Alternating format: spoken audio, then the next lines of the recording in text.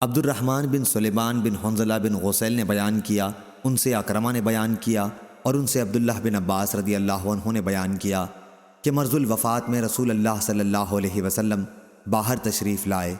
آپ ایک چکنے کپڑے سے سر مبارک پر پٹی باندھے ہوئے تھے۔ آپ مسجد نبوی میں ممبر پر تشریف فرما ہوئے، پھر جیسے ہونی چاہیے اللہ تعالیٰ کی حمد و ثنا کی، پھر فرمایا اما بعد، آنے والے دور میں دوسرے لوگوں کی تعداد بہت بڑھ جائے گی لیکن انصار کم ہوتے جائیں گے، اور ایک زمانہ آئے گا کہ دوسروں کے مقابلے میں ان کی تعداد اتنی کم ہو جائے گی جیسے کھانے میں نمک ہوتا ہے۔ بس اگر تم میں سے کوئی شخص کہیں کا حاکم بنے اور اپنی حکومت کی وجہ سے وہ کسی کو نقصان اور نفع بھی پہنچا سکتا ہو تو اسے چاہیے کہ انصار کے نیکوں کی نیکیوں کو قبول کرے اور جو برے ہوں ان سے درگزر کر دیا کرے۔ یہ نبی کریم صلی اللہ علیہ وسلم کی آخری مجلس وعظ تھی۔